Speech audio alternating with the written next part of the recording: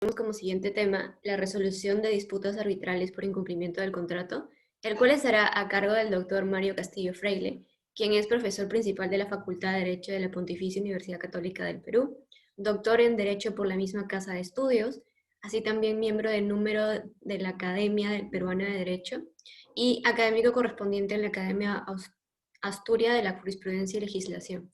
Así también es socio fundador del estudio Mario Castillo Freile. Sin otro particular, le cedemos el pase al doctor. ¿Qué tal? Muy buenos días. ¿Cómo están? Bueno, muy contento de haber sido invitado por ustedes para dar esta conferencia, ¿no? Ahora, me gustaría saber si alguien me puede ilustrar. Este grupo de estudios Contractus, ¿cuándo se formó? Quisiera saber algo para tener una idea a quiénes está dirigida la conferencia, si alguien me puede ilustrar con esto para afinar detalles. Doctor, buenos días. ¿Qué tal? Habla Yair Campos. ¿Qué tal, Jair? ¿Cómo estás? Contractus es un grupo de estudio de estudiantes de diversas universidades del Perú. Hay Ya, chicos de San Martín, de Católica, Lima, entre otras universidades. Es un grupo autónomo. ya, está muy bien. Bueno, yo muy contento de que se me haya invitado para hablar esta mañana. Eh, Tengo entendido que el tema de la resolución ha sido tratado antes esta mañana. ¿Estoy equivocado? ¿Qué es lo que se ha visto para no repetir? Sí, hemos tocado el tema de resolución contractual en la mañana, los tipos, la forma de cómo se resuelve un contrato. Ya, ya. Bueno, ya, eso es muy interesante. Este, Pensaba tocar algo de eso, pero no sabía que se iba a desarrollar también el tema, ¿no? Pero bueno, vamos a ver. Ante todo, el tema de la resolución que ustedes ya han estado viendo esta mañana y que seguramente ustedes han estudiado en la universidad en la que estudien, es un tema muy recurrido, ¿no es cierto? O sea, es de aquellos temas que en derecho civil resultan en extremo importantes porque todos los días se ven en la práctica profesional. De tal manera que la resolución de los contratos es un tema instalado dentro de los importantes, tiene una silla allí dentro de los temas importantes del derecho civil. Fíjense ustedes, en general de, la estructura del Código Civil en materia de obligaciones y en materia de contratos, parte general, parte de una situación distinta al tema del incumplimiento, ¿no? Si uno analiza, por ejemplo, el derecho de obligaciones, la regulación del derecho de obligaciones, uno ve pues que se comienza diciendo cuáles son las clases de obligaciones, ¿no? Las de dar, las de hacer, las de no hacer. Luego vienen las obligaciones con pluralidad de objeto, ¿no? Tenemos las alternativas, las facultativas, ¿no? A las cuales se agrega, ¿no? En teoría, no están reguladas en el código, no es necesario hacerlo, ¿no? Las obligaciones conjuntivas, que son muy importantes.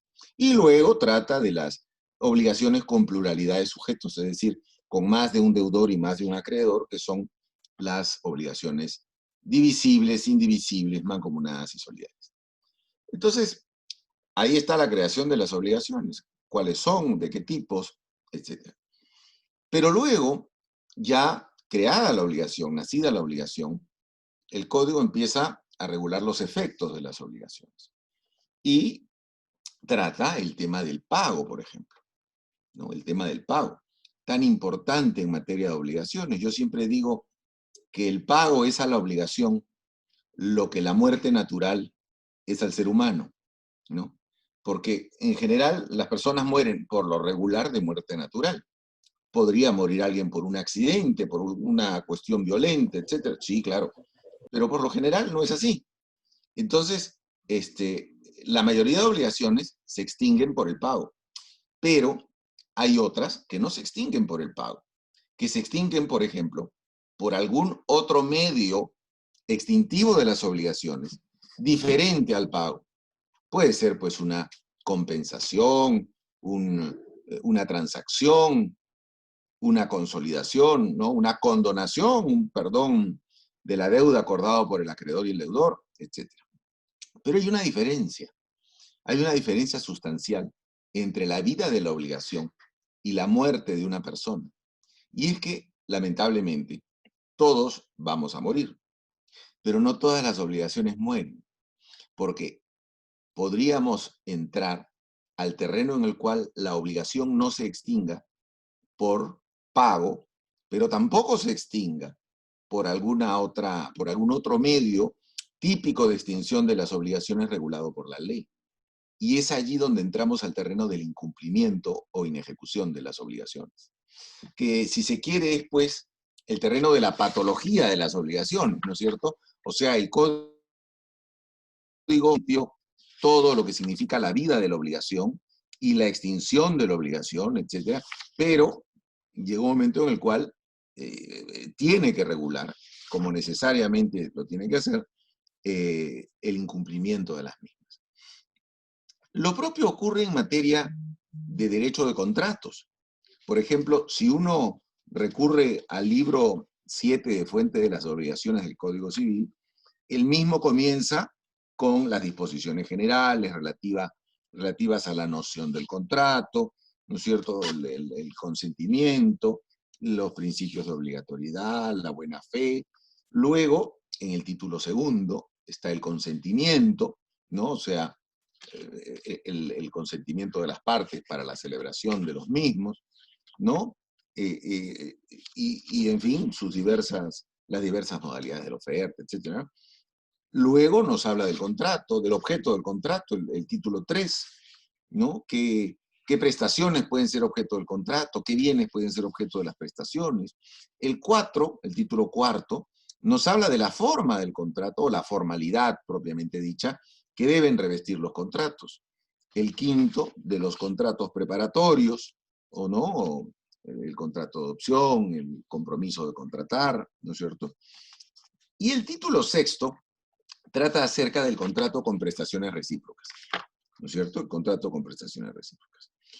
Pero el tratamiento del contrato con prestaciones recíprocas no es un tratamiento pues teórico, doctrinario, que nos defina qué cosa es, etcétera, etcétera, etcétera, sino fundamentalmente se destina este título 6 a analizar cuáles son las patologías que pueden ocurrir con respecto a un contrato con prestaciones recíprocas. Patologías relacionadas, todas ellas con el incumplimiento contractual.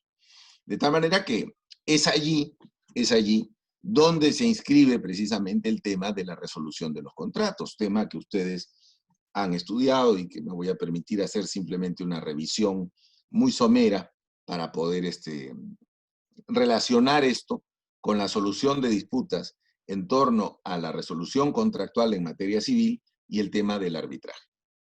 Miren ustedes, en principio, no todos los remedios recogidos en el Código Civil con respecto al incumplimiento contractual son remedios por los cuales las partes tengan que recurrir a un tribunal de justicia. Y esto es muy importante, porque uno generalmente cuando habla de estas cosas, incumplimiento, resolución, etcétera, cosas parecidas o relacionadas, uno tiene la idea de que siempre tiene que recurrir a un tribunal para que declare algo, ¿no es cierto? Y eso no es necesariamente así. El código empieza con dos temas que son fundamentales, digamos, a efectos de entender cómo se puede defender la parte fiel con respecto a la parte infiel. Y dentro de esos temas ustedes deben haber visto lo que significa el contenido de los artículos 1426 y 1427. ¿No es cierto? El artículo 1426, que regula la excepción de incumplimiento, dice: en los contratos con prestaciones recíprocas, en que éstas deben cumplirse simultáneamente, cada parte tiene derecho de suspender el cumplimiento de la prestación a su cargo, hasta que se satisfaga la contraprestación o se garantice su cumplimiento. O sea, para esto no voy a recurrir a ningún juez, no voy a recurrir a ningún tribunal arbitral. Para esto voy a recurrir a mí mismo. ¿Por qué? Porque se está diciendo muy bien, si los dos tienen que cumplir a la vez y el otro, ¿no es cierto?, yo veo que no está dispuesto a cumplir, que no va a cumplir, y los dos tenemos que cumplir en el mismo momento, de manera simultánea. Supongamos la compra-venta de un bien mueble, que es el objeto de este contrato, ¿no? Entonces, si yo veo pues que el otro, y hemos acordado reunirnos en un lugar para efectuar el pago del dinero y la entrega del bien, y yo veo que el otro viene sin el bien, le compré su televisor a un amigo y no me trae el televisor, entonces es evidente que yo tengo todo el derecho de retener el pago del precio del televisor, ¿no? Pero me dice, pero no te preocupes, yo te voy a traer el televisor más tarde. No te preocupes tú tampoco, yo te voy a pagar más tarde. ¿Me explico? O sea, la excepción de incumplimiento tiene la gran importancia de ser un mecanismo al cual puede recurrir de manera unilateral y extrajudicial y extraarbitral, ¿no?, el contratante fiel con respecto al contratante infiel. O sea, yo tengo derecho a no cumplir porque tú no estás cumpliendo lo que en este instante tendrías que cumplir. ¿Y para qué es esto? Para evitar que aquel que sí está dispuesto a cumplir, cumpla solo él, ¿no es cierto? Y se vea desprotegido de esa arma que tiene y que le otorga el derecho, que es la decisión de incumplimiento, frente al incumplimiento de su contraria. O sea, que él cumpla y que no cumplan con él. Por eso es que existe el artículo 1426. Además, la excepción de incumplimiento es una excepción, digamos, sustantiva, muy usada en la vida real. Muy usada en la vida real. Y acá no hablamos de resolución todavía. Acá hablamos de una situación que seguramente el contratante fiel espera que sea de carácter pasajero, porque él sigue teniendo interés en el cumplimiento de las obligaciones contractuales y sigue teniendo interés en que su contraparte, aquella que no ha estado dispuesta a cumplir, cumpla precisamente con su obligación o sus obligaciones.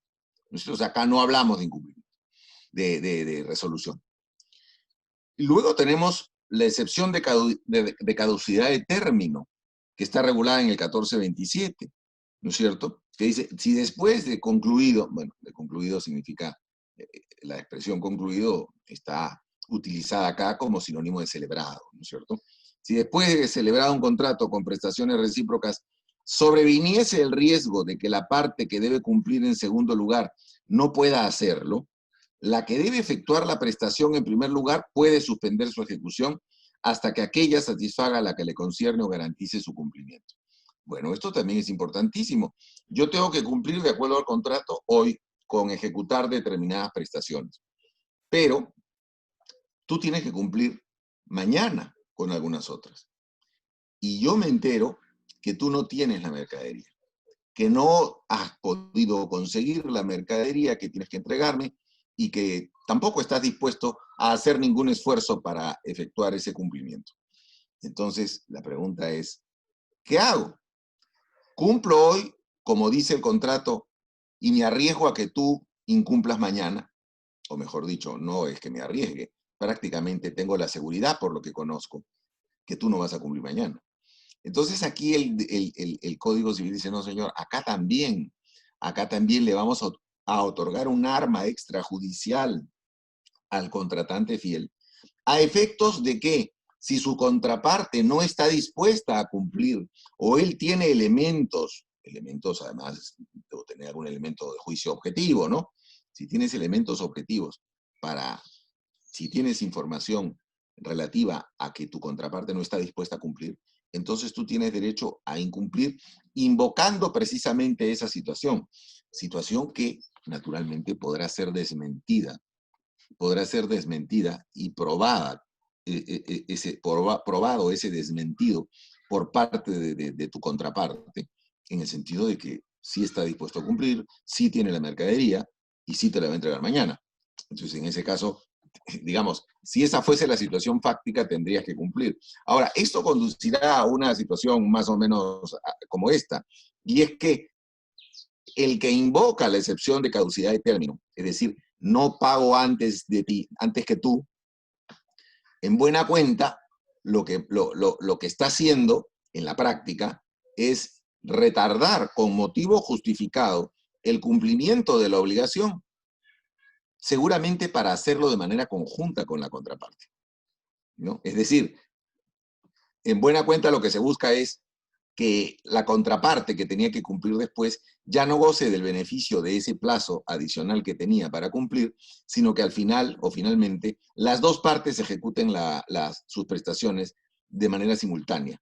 No es una cuestión muy interesante, teóricamente esto es infinito.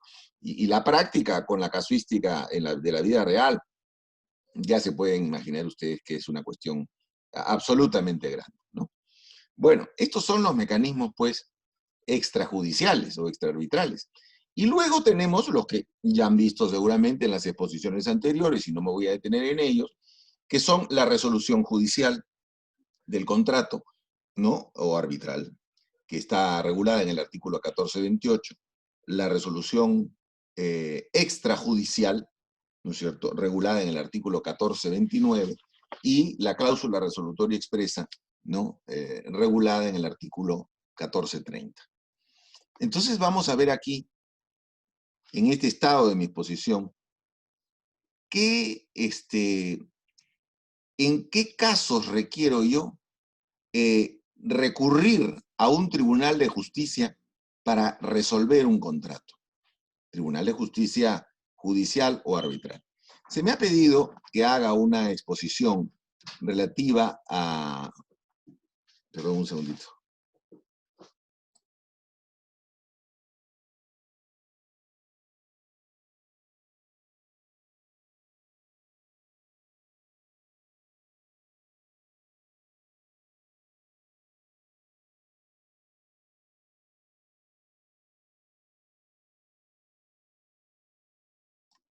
Muy bien, disculpen la interrupción.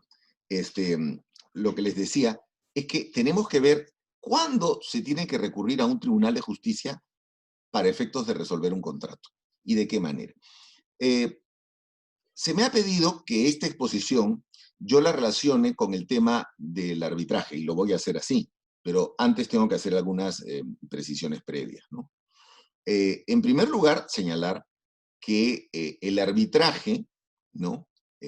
Yo sé que este evento no está destinado a ver el arbitraje, pero si se me pide este tema, tengo que decir, el arbitraje está regulado en la Constitución Política del Perú como una jurisdicción.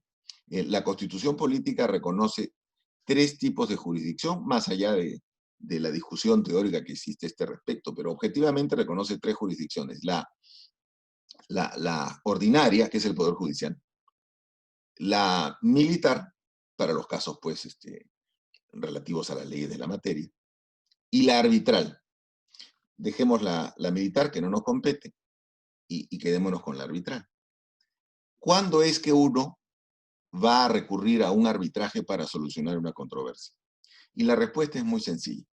De acuerdo a la ley peruana y en general a las leyes en el mundo, un arbitraje entre particulares, ¿no es cierto?, tiene nacimiento cuando las partes en el contrato, por lo general, no siempre es así, en el contrato establecen lo que se conoce con el nombre de un convenio arbitral. O sea, las partes establecen una cláusula, así como hay una cláusula que dice, para cualquier conflicto entre las partes serán competentes los jueces y tribunales de la ciudad de Lima, o de Lima Centro, o puedo poner Lima Norte, puedo poner Lima, bueno, lo que fuere, ¿no es cierto? En el caso del arbitraje, se tendría que haber colocado que para cualquier controversia, o para controversias derivadas de este contrato, ¿no es cierto?, será competente, ¿no?, serán resueltas por un tribunal arbitral, ya sea de un centro de arbitraje determinado, un tribunal arbitral ad hoc, que son los arbitrajes que no se llevan ante centros de arbitraje, sino se llevan de manera particular, o algo parecido. Si se establece Eso significa que las controversias que surjan en la ejecución del contrato, donde se encuentra contenido este convenio arbitral, que a veces se le llama cláusula arbitral porque forma parte del conjunto de cláusulas de un contrato, ¿no es cierto? Allí será competente para resolver esas controversias no el Poder Judicial, sino un tribunal arbitral. Y los tribunales arbitrales generalmente se conforman, la parte que quiere demandar solicita el arbitraje y designa a un árbitro. Y la parte emplazada contesta esa solicitud de arbitraje nombrando también a un árbitro, ¿no? O sea, a un juez privado. El árbitro no es otra cosa que un juez, ¿no es cierto?, privado, un juez entre comillas, porque no es un juez de la jurisdicción ordinaria, sino es una persona que va a administrar justicia de manera privada y que es designado por una de las partes. Generalmente, esto hay toneladas de cosas que decir, pero generalmente estamos hablando de abogados, no siempre, pero generalmente estamos hablando de abogados, sobre todo pues si se trata de arbitraje de derecho, ¿no? Y entre los dos árbitros van a escoger a un presidente del tribunal arbitral. Entonces, ese tribunal arbitral, constituido por uno designado por cada parte y un presidente escogido por los dos árbitros, va a ser el competente para poder resolver la controversia que se ha suscitado en la ejecución de ese contrato. Y esa controversia que se ha suscitado en la ejecución de ese contrato podría versar sobre un tema de naturaleza, un tema relativo al incumplimiento del contrato y evidentemente a un tema relacionado con la resolución del contrato.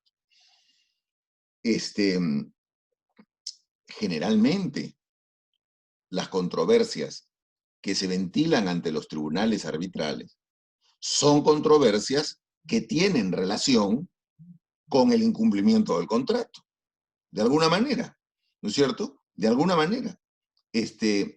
Porque si hablásemos de que el contrato se está cumpliendo perfectamente entre las partes, pues nadie recurriría a un arbitraje. Si las partes estuvieran satisfechas en lo que una tenía que ejecutar en favor de la otra y viceversa, nadie va a invocar la existencia del convenio arbitral y emplazar a la contraria para solucionar nada, porque no habrá nada que solucionar. O sea, los tribunales arbitrales no están para reunirse y tomar un café con las partes. Los tribunales arbitrales están para solucionar controversias que surjan entre las partes, ¿no? Y como decía, ya que esto tiene que ver con el incumplimiento, seguramente muchas de esas controversias, como ocurre en la práctica, en el arbitraje entre particulares, en el arbitraje comercial del que estamos hablando ahora, muchas de esas controversias van a relacionarse con la resolución del contrato. Porque en buena cuenta la resolución, fíjense ustedes, la resolución no es el único camino que se tiene frente al incumplimiento de una parte. Muchas veces se relaciona incumplimiento-resolución, y eso no es así.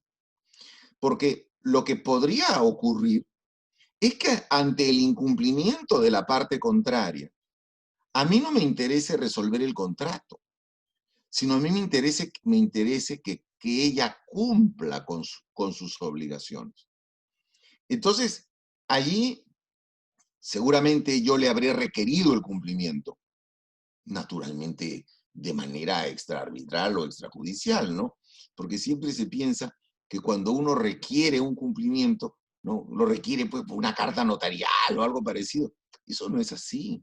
En la vida real, cuando hay dos contratantes que tienen pues una relación jurídica de este tipo y uno incumple, la parte fiel reclama a la otra por un correo electrónico, con una llamada telefónica, qué sé yo, dependiendo de qué contrato se trata y qué magnitud del incumplimiento se trata.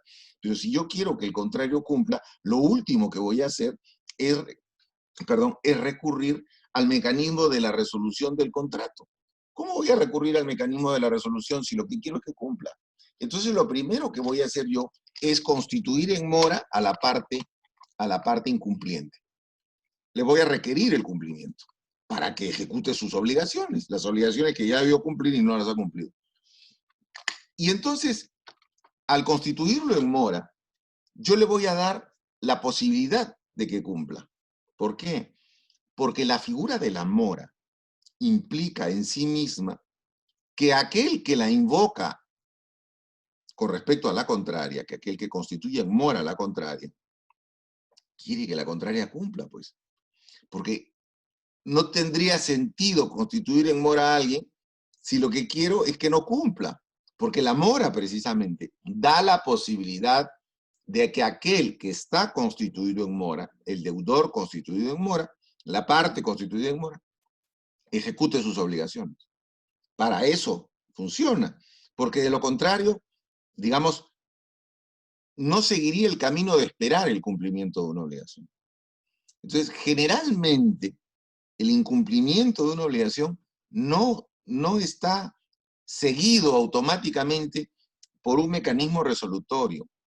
Por lo general, la resolución de los contratos, que seguramente no le gusta a ninguna parte contractual, porque es un mecanismo traumático, es el mecanismo de ruptura, el mecanismo que seguramente me va a conducir a un pleito judicial, si fuera el caso, o arbitral en el caso de lo que estamos hablando esta tarde.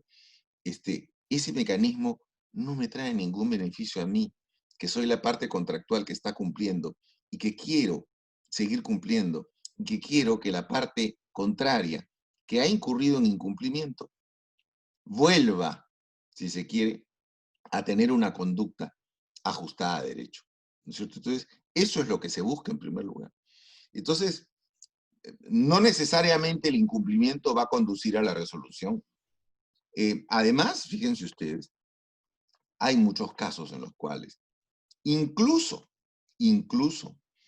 persistiendo el incumplimiento y rompiéndose la buena relación entre las partes, aquello que se solicita en el arbitraje no es la resolución del contrato, sino es la ejecución de la obligación.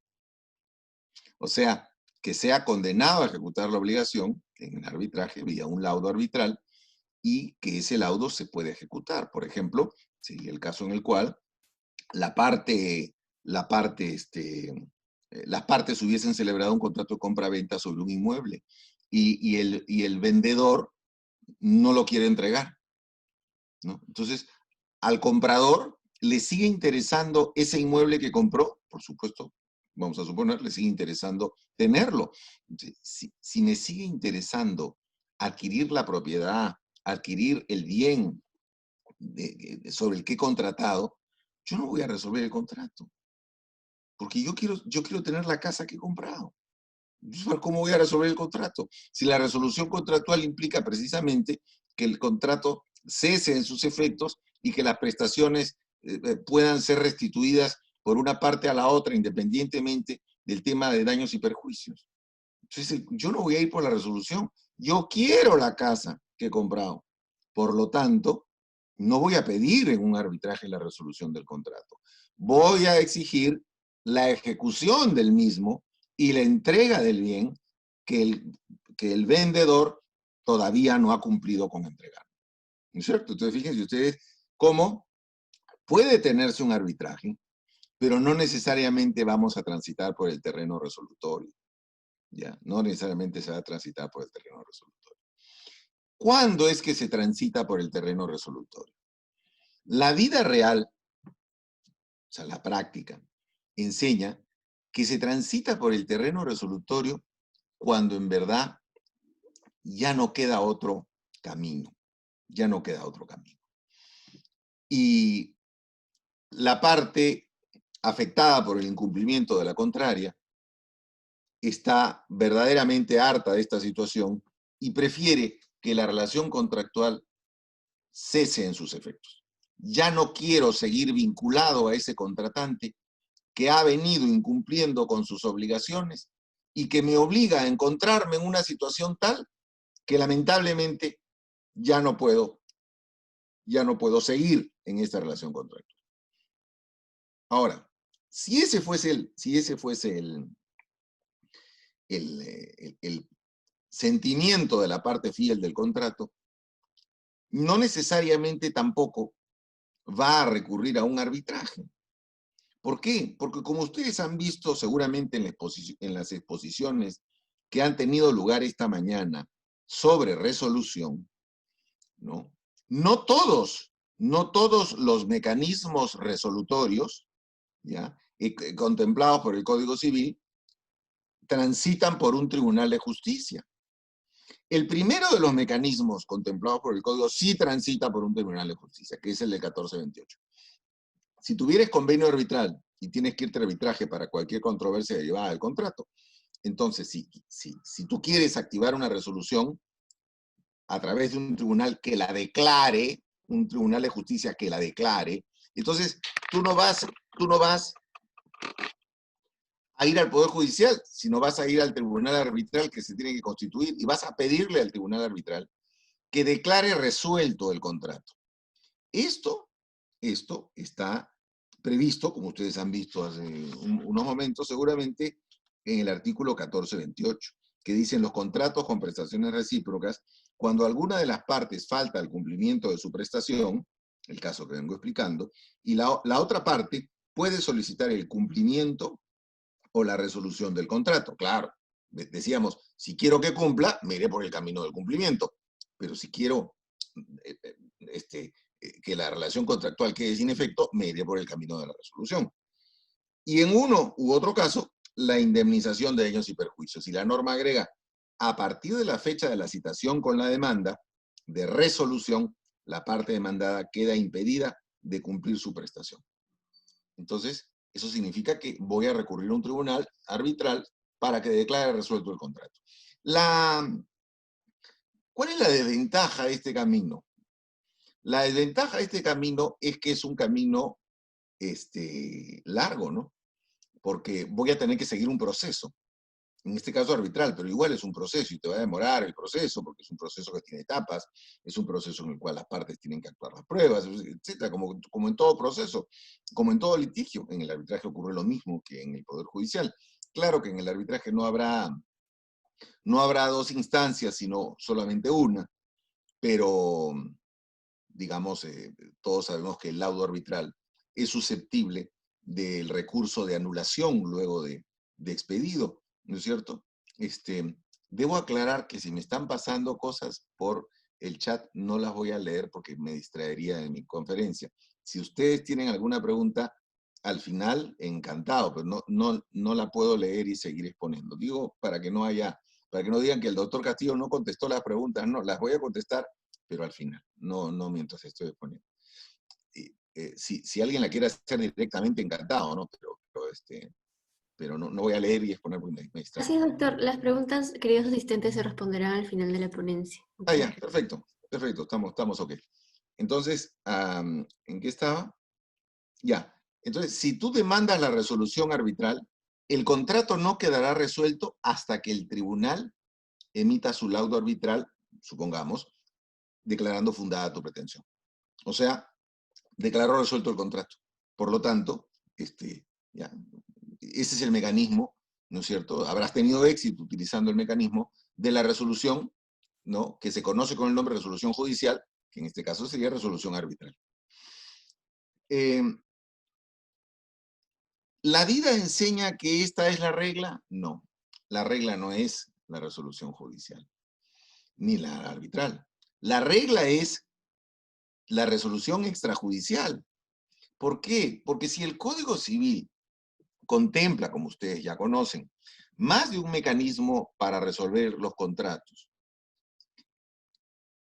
y hay un mecanismo que es el judicial o arbitral del 1428, y otros que son extrajudiciales, por favor, si puedo recurrir yo a un mecanismo extrajudicial, recurro a un mecanismo extrajudicial.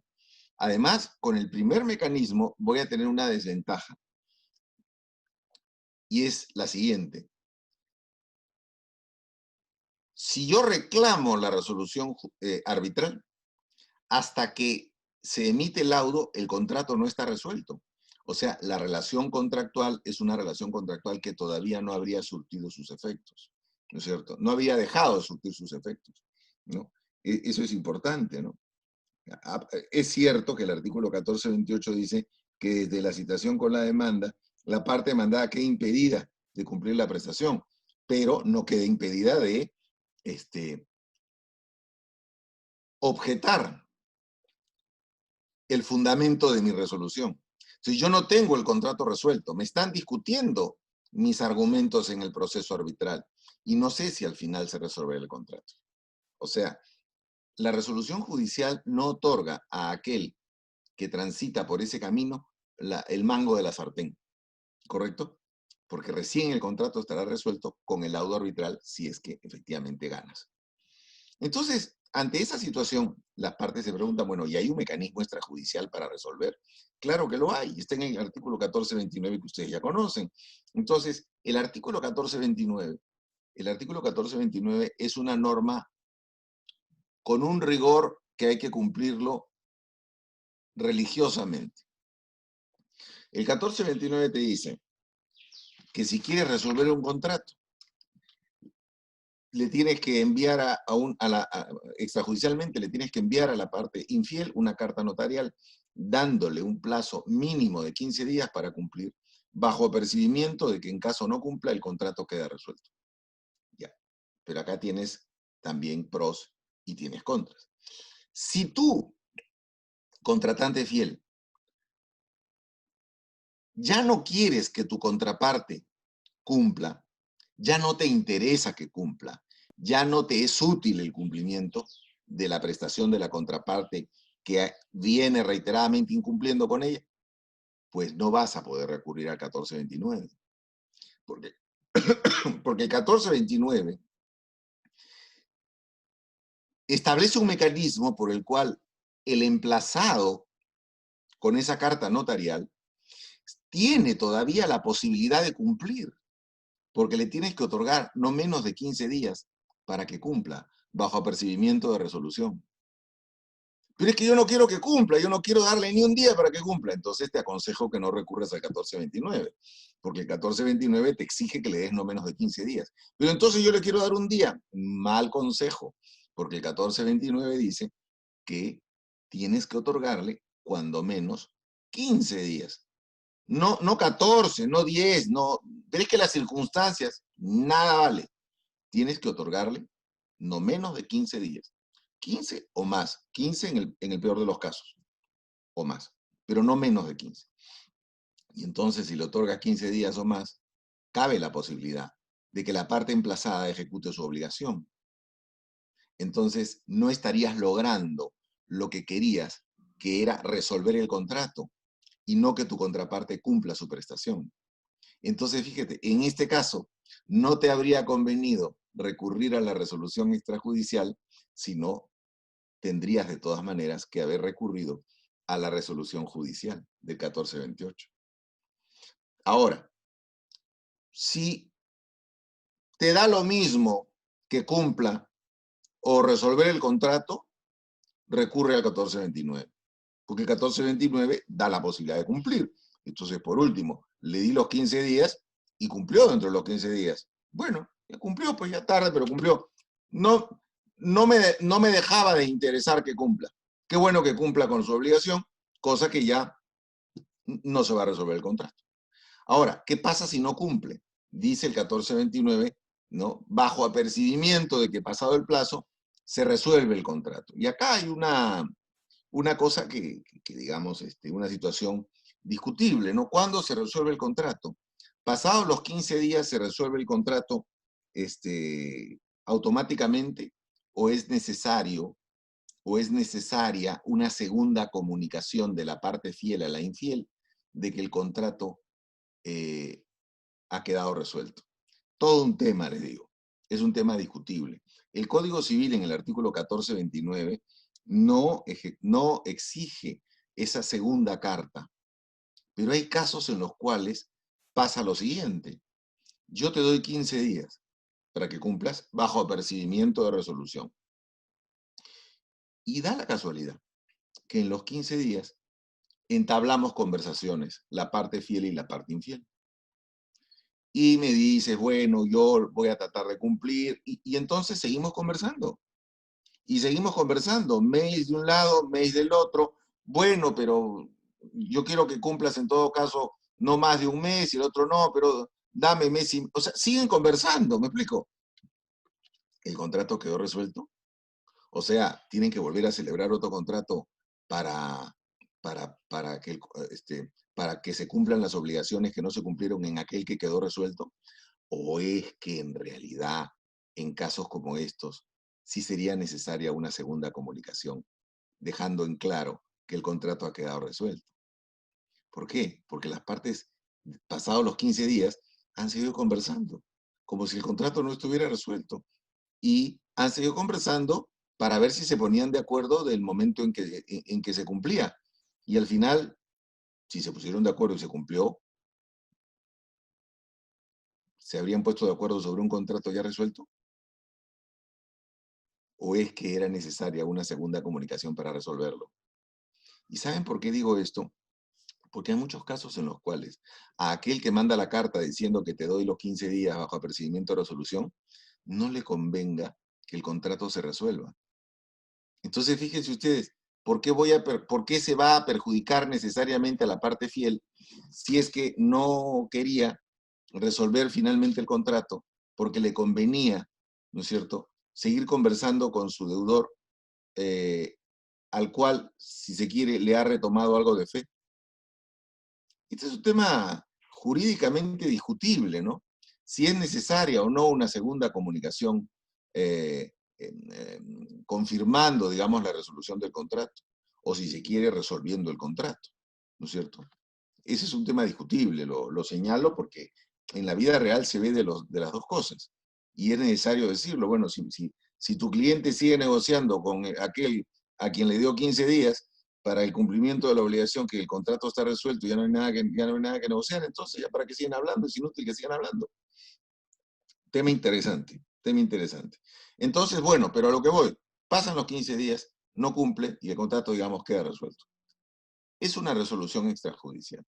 Siendo una resolución extrajudicial o extraarbitral, evidentemente puede ser impugnada por la parte, supuesta parte infiel del contrato. Entonces, el que resolvió el contrato, la parte fiel, tiene que recurrir a un arbitraje o a un juicio para que el contrato quede resuelto. No, señor. ¿Por qué? ¿Cómo voy a pedirle a un tribunal de justicia yo, que he resuelto el contrato con el 1429, que declare el contrato resuelto? Si el contrato ya está resuelto, yo no tengo que pedirle nada al tribunal de justicia en relación a la resolución, porque el contrato ya quedó resuelto. Es como matar a un muerto, o sea, no puedo yo matar a un muerto, porque ya está muerto. Entonces, ¿qué le voy a pedir a un juez? Que resuelva un contrato que yo ya resolví. Entonces, yo no tengo que recurrir a los tribunales de justicia. ¿Por qué? Porque yo tengo la sartén por el mango en materia de resolución. Yo ya resolví el contrato. Quien tendrá en todo caso que recurrir a los tribunales de justicia será la parte infiel. Si es que ella considera que la resolución del contrato estuvo mal hecha, ¿no es cierto? Que resolví mal el contrato, que no utilicé el mecanismo establecido por el 1429 correctamente, o lo que fuere. Bueno, recurrirá a los tribunales de justicia, ¿no? ¿Para qué? ¿Para pedirle qué al tribunal arbitral o al tribunal judicial? Para pedirle que declare nula la resolución efectuada por mí, ¿no es cierto? Claro, que era la parte fiel. ¿Por qué? Porque no utilicé el mecanismo del 1429. O por último, y no menos importante, porque en realidad sí había cumplido con sus obligaciones. Y es una resolución, por lo tanto, que invocaba un incumplimiento inexistente. Entonces, pero es el perjudicado con la resolución, la supuesta parte infiel, la que tendría que recurrir en arbitraje o en juicio a que el tribunal arbitral o judicial declare la nulidad de la resolución. ¿Ya? O sea, no el que resolvió no va a ir al tribunal arbitral. Es el otro el que tendrá que ir si considera que esa resolución fue una resolución que no se ajustaba a derecho. Pero acá, fíjense ustedes, él va a recurrir al tribunal, yo voy a tener que litigar, pero mientras se litiga, el contrato está resuelto. Si es que el tribunal algún día declara que esa resolución fue mal hecha, Bueno, la declarará, pero la va a declarar en el laudo, al final del proceso. Mientras tanto, yo tengo un contrato resuelto. Entonces, conviene en el sentido de que en este caso, quien resuelve sí tiene la sartén por el mango. Y el mecanismo del 1430, como ustedes han visto también, el mecanismo resolutorio del 1430, la cláusula resolutoria expresa, es un mecanismo extrajudicial. Sí.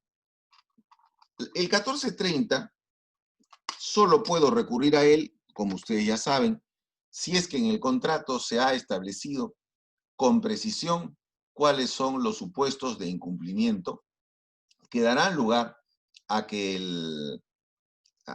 la parte fiel pueda resolver el contrato.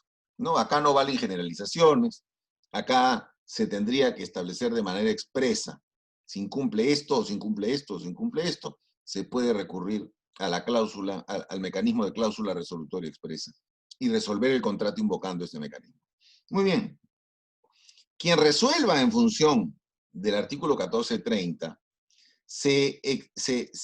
evidentemente va a tener un contrato resuelto, pero de todas maneras se va a exponer a que la parte perjudicada con la resolución, o sea, la supuesta parte infiel, vaya a tener tenga la posibilidad de ir al Tribunal de Justicia y pedir que el Tribunal Judicial o Arbitral declare la nulidad del acto resolutorio.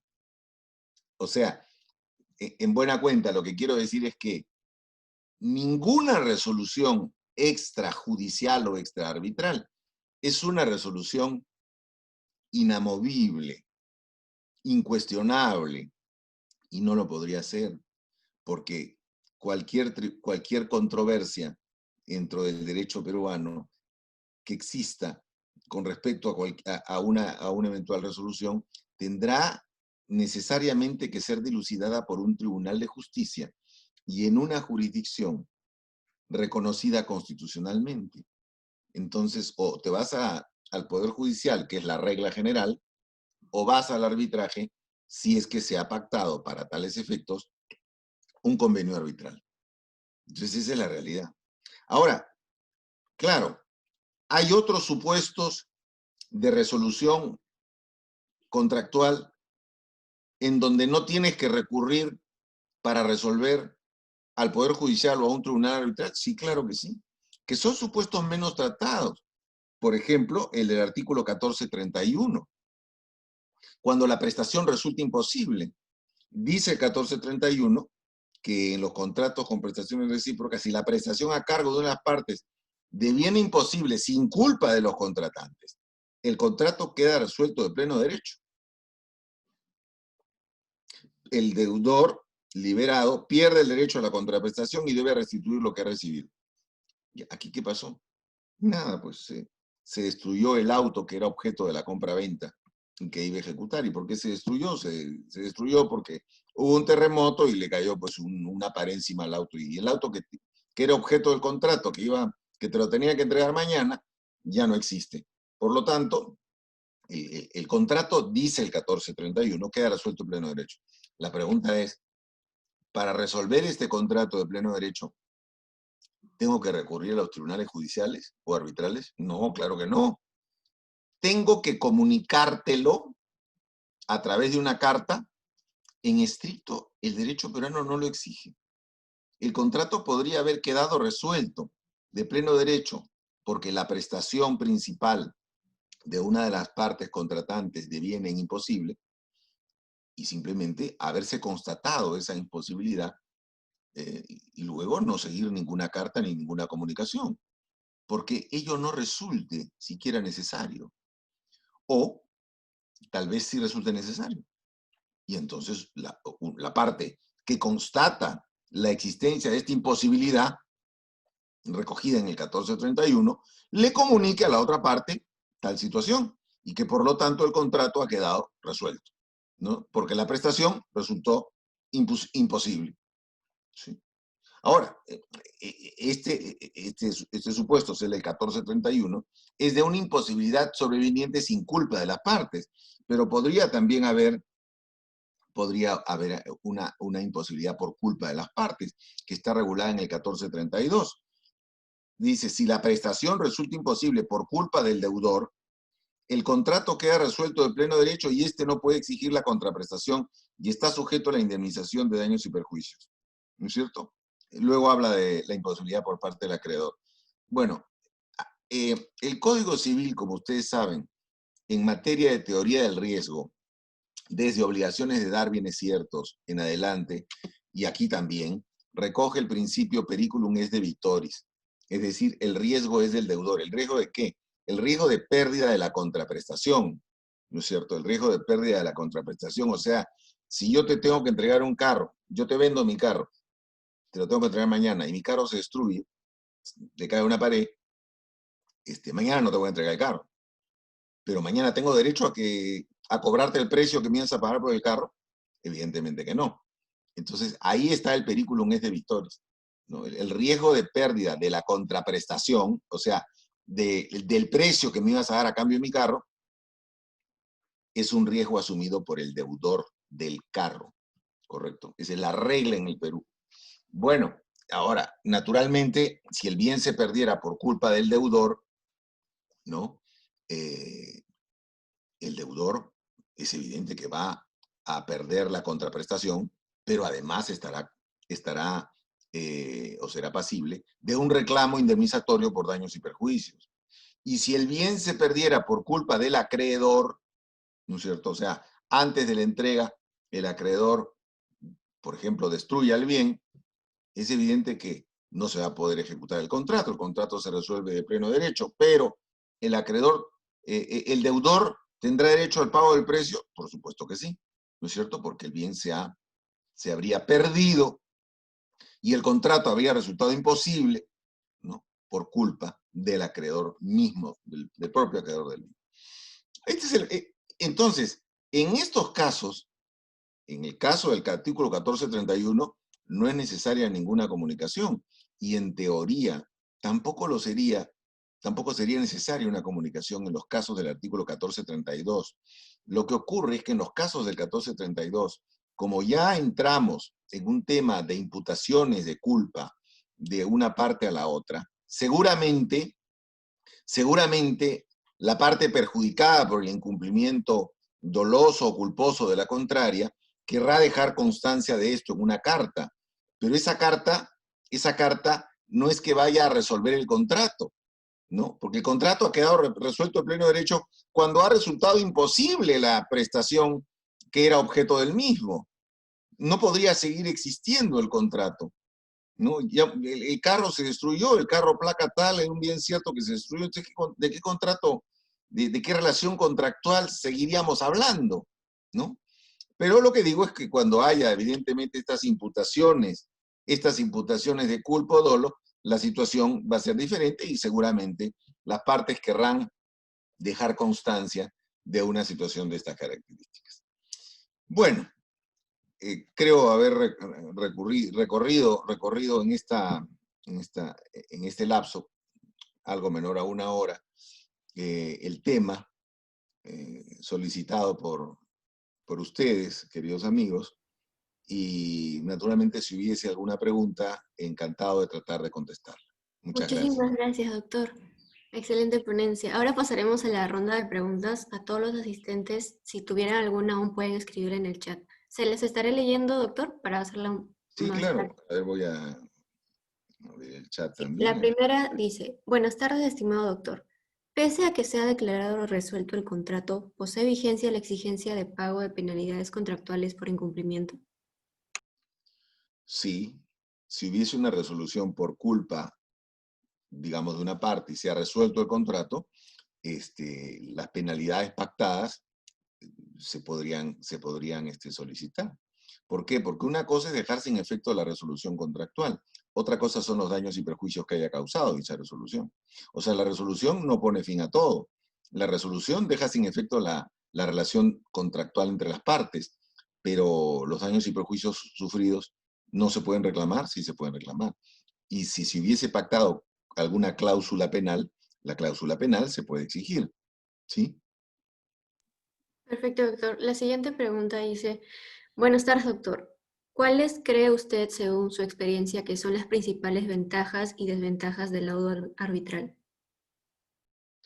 Del proceso arbitral, ¿no es cierto? Porque el laudo es como la sentencia, es lo que pone fin al proceso arbitral. Bueno, aquí tendría que quedarme otra hora más con ustedes y condenarlos a no almorzar. Eh, Evidentemente, el arbitraje tiene ventajas y tiene desventajas.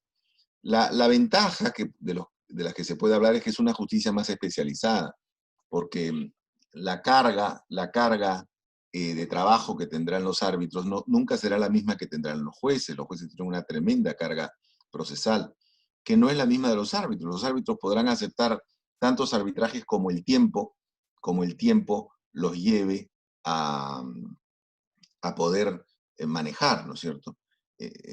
Entonces, cuando se sientan ya eh, que no pueden ver más arbitrajes, no aceptarán ninguno más. Es una justicia, digamos que es especializada en la medida en que se va a designar árbitros que tengan conocimiento sobre el tema materia de controversia. Y además, al ser una justicia de instancia única, va a durar menos que un proceso en la jurisdicción ordinaria, sin perjuicio, como dije en algún momento de mi exposición, que puede recurrirse el laudo en anulación si es que la parte que ha perdido considera que hay determinados vicios violatorios del debido proceso, ¿no? Que la ley menciona y que los tribunales entienden ampliados en general al tema del debido proceso. Pero en fin, sí, tiene ventajas. Tiene desventajas, pero digamos, bueno, la ventaja es evidente en el sentido de que al ser instancia única, si pierdes, pierdes, ¿no es cierto? Y ya no hay la posibilidad de apelar. Esa, digamos, en materia de litigio y en materia eh, digamos, de comparación, podría ser una desventaja. Perfecto, doctor, muchas gracias. La siguiente pregunta dice, ¿son exigibles aquellas cláusulas que se pactan como sobrevivientes? Ejemplo, cláusulas de confidencialidad o indemnización, pese a la resolución del contrato. Sí, es una muy buena pregunta. La primera era cláusulas de confidencialidad y la otra, Indemnización. ya. Lo que pasa es que las las cláusulas relativas a la confidencialidad, eh, las cláusulas relativas a la confidencialidad pueden ser exigidas, en principio, en razón de la vigencia del contrato, ¿no? Si es una relación contractual que ha quedado sin efecto, eh, y quedó sin efecto de manera firme en los tribunales, yo entiendo que no serían exigibles las cláusulas de confidencialidad, en la medida de que se trata de una relación contractual que ya no tiene efectos para el futuro, ¿no? Entiendo que sería así, porque de lo contrario entraríamos en una contradicción, la contradicción de estar frente a un contrato resuelto y cláusulas de confidencialidad nacidas del propio contrato que sean exigibles a pesar de la resolución, salvo que en el contrato se establezca que la vigencia de estas cláusulas de confidencialidad se extiendan más allá de la vigencia del contrato. Con lo cual, o sea, independientemente de si esté resuelto, con lo cual sí uno estaría obligado para siempre de guardar confidencialidad, por la naturaleza propia de ese texto de la cláusula de confidencialidad. Perfecto, doctor. La siguiente pregunta dice, ¿la nulidad de resolución contractual por causa resolutoria por intimación realizada en forma defectuosa se puede realizar vía judicial al amparo de qué norma o vía jurisdiccional? ¿Puede repetirme la pregunta? Claro, la nulidad de resolución contractual por causa resolutoria por intimación realizada en forma defectuosa se puede realizar vía judicial al amparo de qué norma y cuál vía jurisdiccional. Bueno, tendría uno que invocar algunos de los supuestos de nulidad, específicamente los relativos a la formalidad. Y se trata el mecanismo resolutorio del 1429 es un mecanismo prácticamente sacramental, de tal manera que es un mecanismo además de orden público. es un mecanismo que no se puede prescindir de lo establecido en él. De tal manera que, al no cumplir con los requisitos, el acto no reúne la formalidad, el acto resolutorio, no reúne la formalidad exigida por la ley. Y en virtud de esa ausencia de formalidad exigida por la ley, se podría recurrir a demandarla en los tribunales de justicia. Yo entiendo que tratándose de una demanda de nulidad, tendría que tratarse de un proceso de conocimiento y, bueno, en un arbitraje, naturalmente, ahí no hay la distinción en la categoría de los procesos, simplemente recurrir al tribunal arbitral si es que hubiese pactado el convenio arbitral, si es que se hubiese pactado un convenio arbitral. Perfecto, doctor. La siguiente pregunta dice, ¿qué pasaría si en el convenio arbitral se establece que la resolución del contrato se debe declarar únicamente a través de un centro de arbitraje y las partes renuncian a recurrir a los fueros judiciales? Pero en otra cláusula está mal redactado con respecto al nombre del centro de arbitraje donde se va a llevar a cabo. ¿Qué otras medidas pueden utilizar las partes? Bueno, eso es lo que se conoce con el nombre de cláusulas arbitrales patológicas. O sea, las cláusulas arbitrales o convenios arbitrales mal redactados, que son un dolor de cabeza. Porque si tú pactas un convenio arbitral para solucionar una controversia, lo peor es empezar discutiendo sobre el contenido del convenio arbitral. O sea, es el peor negocio que uno puede hacer en la vida, redactando un convenio arbitral de esta naturaleza. Y lo que pasa muchas veces es que en los contratos se copia convenios anteriores, o se copia mal, o simplemente se pone cosas sobre las cuales uno no tiene idea. Entonces, podría ser pues que se ha puesto un convenio arbitral en una cláusula que tienes que ir al centro de arbitraje de la Cámara de Comercio de Lima, y dos párrafos después pones que se tiene que ir al centro de arbitraje de la Pontificia Universidad Católica del Perú, por mencionar los dos centros de arbitraje más conocidos en el Perú. Bueno, eso sería una barbaridad, pues, ¿no? Porque en realidad no vas a saber a dónde tienes que ir. En este caso, en función de un principio, que es el principio pro arbitraje, se tendría que ir a un arbitraje, de todas maneras, y sería un arbitraje ad hoc. Pero, para llegar allí, tendrías que haber discutido seguramente muchísimo rato, solamente en relación al tema del convenio arbitral. Solamente en relación a esto. Y porque en la vida real, en casos como este, alguna parte siempre quiere iniciar un arbitraje en uno de los centros de arbitraje, y entonces la parte emplazada va a deducir la incompetencia en el fuero administrativo, y si no prospera en el fuero administrativo, me refiero de la institución arbitral, luego se va a tener que deducir la incompetencia del tribunal, ya una vez constituido el tribunal. Y entonces, ¿qué significa esto? Que si el tribunal no declara fundada la excepción de incompetencia, se tendría que seguir el proceso en ese centro de arbitraje, y la única forma de impugnar el laudo sería vía recurso a anulación. O sea, en buena cuenta, podría llegarse a anular un laudo por haberse seguido un proceso en un centro de arbitraje donde nunca se debió seguir. Sí. ¿Por qué? Por una cláusula arbitral patológica. Por eso hay que tener mucho cuidado con las cláusulas arbitrales de esta naturaleza. Perfecto, doctor. La última pregunta nos dice, según el artículo 1346, el juez, a solicitud del deudor, puede reducir equivalentemente la pena cuando sea manifiestamente excesiva. Según este artículo, ¿esta solicitud del deudor también podría ser llevada a nivel arbitral o es una facultad solo para los jueces? No, es una facultad para todos los tribunales judiciales y también, y también arbitrales. En la ley de arbitraje hay una disposición que establece que cuando se refiera determinadas normas a la palabra juez, también se refiere a los tribunales arbitrales. O sea, la posibilidad de solicitar la reducción arbitral del monto de la cláusula penal pactada por el deudor emplazado para pagarla es una facultad que se extiende plenamente a los tribunales arbitrales. Yo he tenido tribunales en donde se ha discutido este tema, ¿no? Sí. Bueno, culminamos con la ronda de preguntas. Contractus agradece la presencia y la predisposición del doctor Mario Castillo Freile. Es un gusto tenerlo con nosotros. Muchas gracias, esperamos tenerlo pronto. Eso. Bueno, muchas gracias.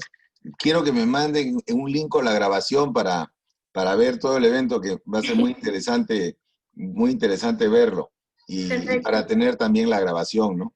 Así que muchísimas gracias a ustedes, chicos, los felicito por haber organizado este evento, les agradezco muchísimo por haberme invitado y naturalmente a disposición de ustedes en otra ocasión. Muchas gracias. Perfecto, doctor Castillo. Muchísimas gracias. Un gusto. Nos vemos pronto. Hasta luego, gracias.